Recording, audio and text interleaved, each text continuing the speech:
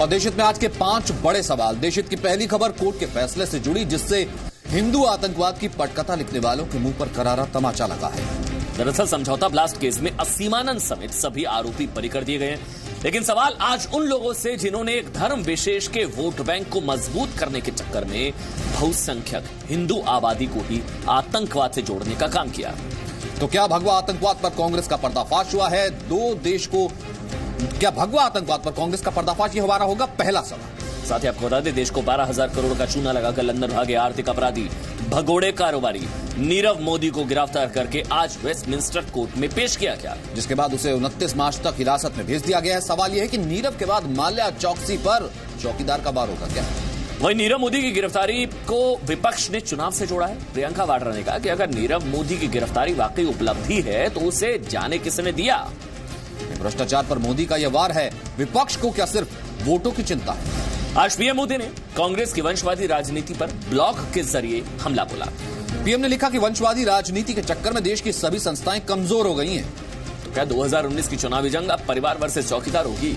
और चुनाव में कैसे हो रहा है शुभ मंगल सावधान, ये भी हम आपको बताएंगे। कैसे चुनाव में अंधविश्वास के चक्कर में शुभ मुहूर्त का इंतजार हो रहा है।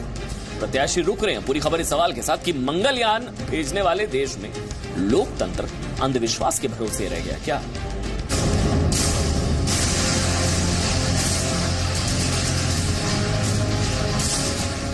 कांग्रेस की भगवा आतंकवाद की साजिश है गई। वोट से ठीक पहले आतंकी भगवा थ्योरी पर चोट। समझौता ब्लास्ट केस के सभी आरोपी बरी। पहले हिंदुओं को बदनाम किया, अब हिंदू वोट के सहारे। हिंदुओं को बदनाम करने वालों को जनता जवाब देगी। देशहित में आज हम भगवा आतंकवाद की थ्योरी को जन्म देने वालों से भी सवाल पूछेंगे और उन्हें एक्सपोज भी करेंगे। आज के 2 बड़े फैसलों को आप देखिए और सब कुछ आपकी समझ में बहुत ही आसानी से आ जाएगा। 2007 में समझौता एक्सप्रेस ब्लास्ट केस में एनआईए की स्पेशल कोर्ट ने मुख्य आरोपी अस्सीमानंद समेत सभी आरोपियों को बरी कर दिया। और आपको यह भी याद होगा कि यूपी सरकार ने इसी केस के जरिए हिंदू आतंकवाद की थ्योरी को जन्म दिया था। और आज जब 2 बड़े फैसले आए हैं तो इन दोनों फैसलों से मुस्लिम तुष्टीकरण की राजनीति करने वालों को बड़ी चोट पहुंची है। जी हां, गोधरा कांड के आरोपी को कोर्ट ने सजा सुनाई है। कोर्ट ने आरोपी याकूब को आजीवन कारावास की सजा दी है। तो इन 2 फैसलों का सीधा सा मतलब यह है कि वोट बैंक की राजनीति करने वालों पर आज के ये 2 बड़े फैसले तमाचे हैं। और न्यूज रूम से रवि त्रिपाठी और राहुल सिन्हा दोनों सहयोगी हमारे साथ जुड़ चुके हैं। राहुल, मतलब ये कि कैसे मुस्लिम तुष्टीकरण के नाम पर हिंदुओं को फंसाया जा रहा था और धर्म विशेष के लोगों को बचाया जा रहा था, ये 2 कोर्ट के फैसले यही बता रहे मेरे ख्याल से। देखिए, बिल्कुल निश्चित तौर पर तुष्टीकरण की सियासत करने वालों के लिए आज का दिन बहुत बड़ा झटका देने वाला है, क्योंकि 2004 से जो पटकथा तैयार की गई, शुरुआत की गई तुष्टीकरण की सियासत की, उसमें कोशिश की गई कि गोधरा कांड को ये बताया जाए कि वहां साबरमती एक्सप्रेस में आग बाहर से नहीं लगाई गई थी, आग अंदर से लगाई गई थी। और इसके लिए तमाम तरीके के जो आयोग बने उन्होंने वो रिपोर्ट पेश की। जो पत्रकार इसे कवर कर रहे थे उन्होंने इसी तरीके के नैरेटिव सेट करने वाली रिपोर्ट दी। और उस सब के बीच 2007 में जब समझौता ब्लास्ट होता है तो वहां उस मुस्लिम तुष्टीकरण को लेकर के आगे बढ़ाने के लिए, जो उस तुष्टीकरण की राजनीति को आगे बढ़ाने के लिए फिर भगवा आतंकवाद का जिक्र किया जाता है। रवि, गोधरा पे पहुंचे, लेकिन उससे पहले जो शुरुआत होती है भगवा आतंकवाद की, उस शब्द की, वो 2007 से शुरू होती है समझौता एक्सप्रेस। बिल्कुल, समझौता एक्सप्रेस जो ब्लास्ट होता है उसके बाद से एक थ्योरी गढ़ी जाती है। और उसके बाद आप देखें, ये खाली थ्योरी नहीं गढ़ी जाती है। कांग्रेस के बड़े नेता दिग्विजय सिंह कहते हैं, जो गृह मंत्री रहते हैं उस समय सुशील कुमार शिंदे ही भगवा आतंकवाद कहते हैं, हालांकि बाद में उसको वापस लेते हैं। चिदम्बरम के मुंह से ऐसा बोला जाता है। इसका मतलब ये लगता है कि ये कहीं ना कहीं आपकी सोची समझी साजिश थी। मैं एक चीज पढ़ रहा था राहुल, आपको बताना चाहूंगा कि जिस तरह से इस केस में जो साक्षात आए हैं, जो अगर इस केस की बात करें तो 6 बार अदालत ने कहा है कि चश्मदीदों को 6 बार समन भेजा गया, लेकिन एक भी चश्मदीद नहीं आया इस मामले में। जिस चश्मदीदों के आधार पे आपने इसको केस को बोला होगा कि भाई भगवा आतंकवाद है, हिंदू आतंकवादी इसमें शामिल थे, 224 गवाहों को पेश किया गया कुल इनकी तरफ से। लेकिन एक भी उनकी तरफ से नहीं आया, दूसरी तरफ से कोई भी गवाह पेश नहीं किया गया। तो कुल मिलाजुला का ऐसा लग रहा है कि एक साजिश रची और एक नाम आपने दिया भगवा आतंकवाद का, और आपको वही चीज नुकसान किया 2014 में। उसके अलावा देखिए कि तमाम जो केस देखते हैं आप, उसके अलावा एक ही केस नहीं है तमाम। उसके बाद आप समझौता ब्लास्ट हो जाता है, अजमेर ब्लास्ट होता है, उसके बाद मक्का मस्जिद ब्लास्ट होता है, उसके बाद मालेगांव ब्लास्ट होता है। सब ब्लास्ट में आपको कहीं से कोई और आतंकवादी दिख नहीं रहा, आपने सबको भगवा आतंकवादी से जोड़ा और तमाम लोगों का जीवन खराब कर दिया। साध्वी प्रज्ञा आप जानते हैं, साध्वी प्रज्ञा को जो छोड़ा गया है तो उनको कैंसर की बीमारी थी, कितना टॉर्चर किया गया आपको। और आप ये स्थिति समझिए कि इतना ही नहीं है, इनमें से कई ऐसे लोग थे जिनके खिलाफ पुलिस के पास आरोप नहीं थे, चार्जशीट दाखिल नहीं कर पा रहे थे। अब एक तस्वीर थोड़ी पीछे चले जाएगी, 2002 की साबरमती एक्सप्रेस की वो ट्रेन जिसमें कार सेवक बैठ करके जा रहे थे। इस पूरी की पूरी घटना को ये बताने की कोशिश की गई कि देखिए ट्रेन के अंदर आग अंदर से लगी थी, और इस वजह से जितने भी गवाह थे उन लोगों को दबाव बनाने की कोशिश की गई। और ये दबाव सिर्फ और सिर्फ मशीनरी के जरिए नहीं बनाया गया, कुछ पत्रकारों ने भी इस तरीके का एजेंडा सेट करके पूरे देश में इस तरीके का एजेंडा बनाया कि देखिए वहां आग अंदर से लगी थी। तो ये दो तरीके के कॉन्ट्रडिक्शन आप देख लीजिए। गोधरा में वहां जहां की कार सेवक आ रहे थे और उनकी ट्रेन में बाहर से आग लगाई गई, जो एक के बाद एक लगातार मामले सामने आते जा रहे हैं। याकूब उनमें से एक आरोपी है जिसे आज आजीवन कारावास की सजा दी गई है। और दूसरी आप तस्वीर देख रहे हैं समझौता एक्सप्रेस ब्लास्ट की, जहां पूरी कोशिश की गई देश में नैरेटिव सेट करने की कि ये भगवा आतंकवाद की शुरुआत है और इससे देश को बहुत बड़ा खतरा है, वो आज बरी है। तो राहुल, अब इस हिसाब से दिग्विजय सिंह, पी चिदम्बरम और इसके अलावा सुशील कुमार शिंदे ये सब बिल में छिप गए हैं। कोई बाहर आके कोई प्रतिक्रिया कांग्रेस पार्टी की तरफ से, रवि अगर आप बता पाए, क्योंकि अब बयान बहुत जरूरी है। नहीं, आप दिग्विजय सिंह, पी चिदम्बरम, सुशील कुमार शिंदे, आप गौर करेंगे तो उन्हीं राज्यों में इस तरह के केस भी हुए हैं जो राज्य कहीं ना कहीं यूपीए के और कांग्रेस के शासित राज्य थे उस वक्त में। ये मामला 2007 में समझौता ब्लास्ट होता है, उस समय वहाँ सरकार होती है कांग्रेस की हरियाणा में। महाराष्ट्र में जहाँ ये केस मालेगांव ब्लास्ट का आता है वहाँ होती है कांग्रेस की सरकार। आप तमाम जगह, राजस्थान में अजमेर दरगाह ब्लास्ट होता है वहाँ भी कांग्रेस की सरकार होती है। तो आप प्रूफ इकट्ठे करते हैं और स्टेट गवर्नमेंट की तरफ से रिकमेंडेशन चाहिए इस मामले में, उसको इकट्ठा करके आप जबरदस्ती साबित करने की आपने कोशिश की। और 3-4 लोग जिनको आपने साबित की, तीनों चारों लोग आज के डेट में बाहर है। लेकिन ताज्जुब की बात यह भी है कि आप मालेगांव में भी चार्जशीट दाखिल नहीं कर पाए। एक आदमी को आपने रखा लगातार ये कह करके कि ये आरोपी है, लेकिन आपके पास चार्जशीट ही नहीं थी। ये प्रियंका गांधी से सवाल पूछना पड़ेगा। आज प्रियंका गांधी ने कहा कि आप संस्थाओं का जिस तरह से अपमान कर रहे हैं, संस्थाओं को यूज कर रहे हैं, तो आपने संस्थाओं का किस तरह से यूज किया, चाहे एनआईए हो, चाहे पुलिस हो, तमाम संस्थाएं, चाहे सीबीआई हो, आपने किस तरह से इस्तेमाल किया कि आपने बेगुनाहों को गुनाहगार बना के हिंदुओं को और भगवा को आतंकवाद बना के एक नाम दिया। तो कहीं नहीं कांग्रेस को जवाब देना पड़ेगा। और यही कांग्रेस को मुश्किल भरा शब्द होता है। कांग्रेस हर बार में कहीं ना कहीं ऐसी तुष्टीकरण की राजनीति करती है राहुल जी, कि इस तुष्टीकरण की राजनीति की वजह से कांग्रेस फंसती आई आज। तो अब इसमें यहाँ पर सेकुलरिज्म की जो बार बार दुहाई देकर के कांग्रेस खड़ी होती थी, ये सेकुलरिज्म कैसा है जहां आप एक तरफ जहां हिंदू जलते हैं, कार सेवक जलते हैं, वहां आप कहते हैं कि ये तो आग अंदर से लगाई गई। आपकी सरकार में जब इस तरीके का आयोग बनकर तैयार होते हैं, और समझौता एक्सप्रेस ब्लास्ट में जहां पर कि आपकी सरकारें होती हैं, बिना चार्जशीट के ही आप लोगों को जेल में रखते हैं। बिल्कुल बिल्कुल। आप देखिए गोधरा कांड के जांच में आप नरेंद्र मोदी से बाकायदे जांच करते हैं, पूछताछ करते हैं। 1 दिन 2 दिन सीबीआई पूछताछ करती है और आपके शख्स को अगर केवल नोटिस जाता है उसमें आप हल्ला मचाना शुरू कर देते हैं। ठीक राहुल, कुल मिलाकर के ये बात जिसे कहते हैं लब्बो लवाब, जो अमन भी अभी कह रहे थे कि मुंह पर ताले लग जाते हैं उस वक्त जिस वक्त केस बनाया गया, अब ये कोरी साजिश सामने आती है। वहीं दूसरी तरफ हम ही आपको बताते हैं कि साध्वी प्रज्ञा, फिर उसके बाद आज असीमानंद पर क्या कहना है साध्वी प्रज्ञा का, पहले वो सुन लें। वो निर्दोष थे, आज कोर्ट ने भी उनको सिद्ध कर दिया, निर्दोष सिद्ध कर दिया है।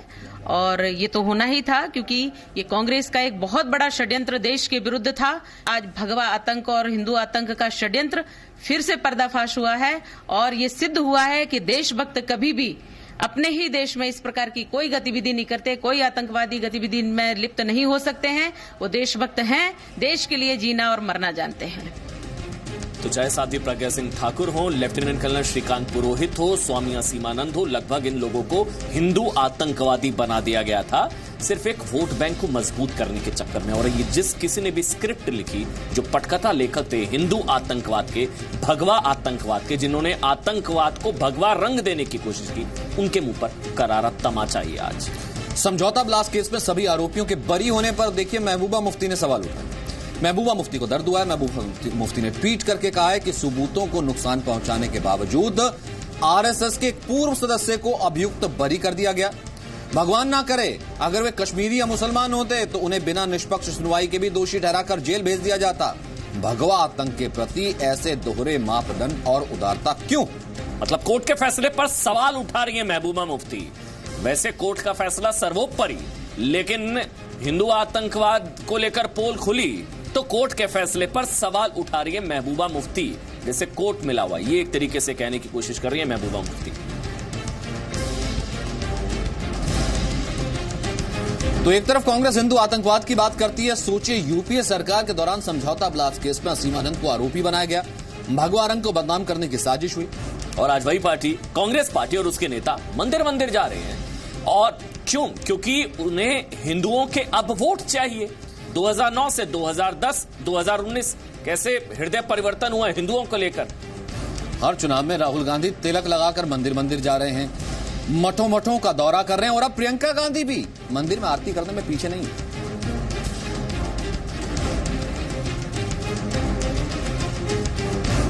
और अब बात देश को लूटकर भागने वाले भगोड़ों पर हो रही चोट की।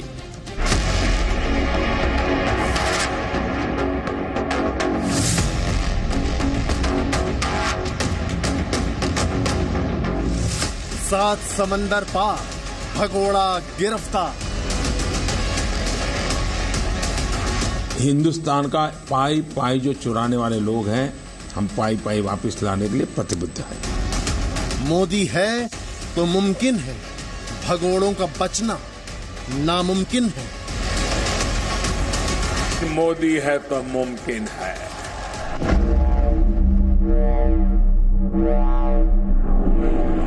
माल्या चोकसी की भी घर वापसी की तैयारी।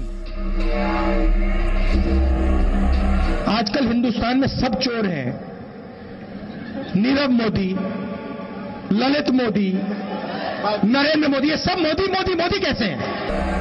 होली से पहले मोदी ने भगोड़ों का रंग उड़ाया। आपके इस चौकीदार ने ये जो लूट खसोट, बेनामी प्रॉपर्टी दशकों से सामान्य हो चुकी थी, इसको बंद करने की हमने हिम्मत दिखाई है।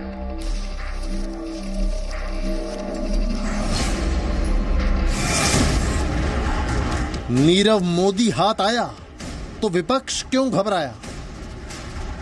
5 साल उन्होंने एंजॉय किया, पैसे से एंजॉय किया। अब इलेक्शन के वक्त उनको वापस ला रहे हैं। इलेक्शन के वक्त और 10-20 को भेजेंगे और अगले इलेक्शन के वक्त फिर लाएंगे। चौकन्ना है चौकीदार, भगोड़ों पर सबसे बड़ा प्रहार।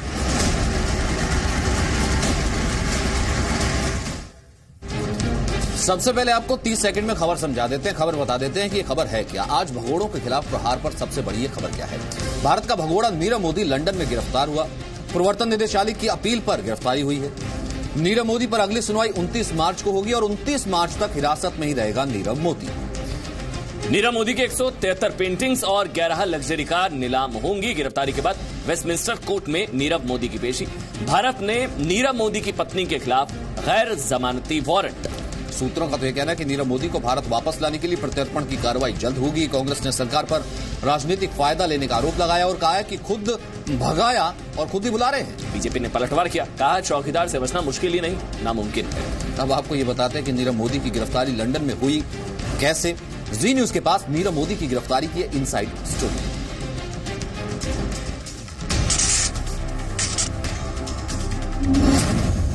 नीरव मोदी की गिरफ्तारी की इनसाइड स्टोरी। लंदन में मेट्रो स्टेशन से गिरफ्तार हुआ नीरव मोदी। देश ने जब से भगोड़े नीरव मोदी की इन तस्वीरों को जी न्यूज पर देखा था, तब से ही हर हिंदुस्तानी बेचैन था कि एक भगोड़ा मूंछों पर ताव देकर आखिर कैसे लंदन में खुलेआम टहल सकता है। घोटाले को अंजाम देकर लंदन में रह रहे भगोड़े के खिलाफ वेस्टमिंस्टर कोर्ट ने गिरफ्तारी का वारंट जारी किया था। नीरव मोदी को स्कॉटलैंड यार्ड पुलिस ने मंगलवार को होलबॉर्न मेट्रो स्टेशन से गिरफ्तार किया। सूत्रों के मुताबिक नीरव मोदी के प्रत्यर्पण की कार्रवाई जल्द शुरू हो सकती है। मुंबई के पास अलीबाग में नीरव मोदी के बंगले को गिराए जाने की तस्वीरें तो आपने देखी ही थी। अब नीरव मोदी की 173 पेंटिंग्स और 11 लग्जरी कारों को बेचने की तैयारी एनफोर्समेंट डायरेक्टरेट ने कर ली है, जिनकी कीमत 57 करोड़ 72 लाख रुपए है। जुलाई 2018 में नीरव मोदी के खिलाफ रेड कॉर्नर नोटिस जारी किया गया था। नीरव मोदी का पासपोर्ट रद्द किया गया। इसके अलावा न्यूयॉर्क, सिंगापुर, लंदन में उसकी संपत्ति जब्त की गई। मुंबई, सूरत में 150 करोड़ रुपए की संपत्ति अटैच की गई।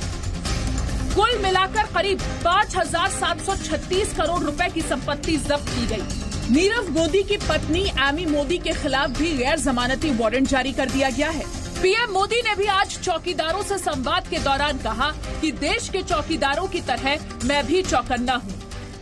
मेरा काम भी आप लोगों की तरह 24 घंटे चौकन्ना रहने का है। भ्रष्टाचारी और बिचौलिए देश की व्यवस्था पर हमला करने के लिए हमेशा तत्पर रहते हैं। ढील दी तो मौके का लाभ उठाते हैं। जब देश का चौकीदार चौकन्ना रहेगा तो ऐसे लोगों को लगाम लग जाती है। यानी अब जिन भगोड़ों ने देश का पैसा लूटा है उनका बचना मुश्किल ही नहीं, नामुमकिन हो गया है। ब्यूरो रिपोर्ट, जी मीडिया।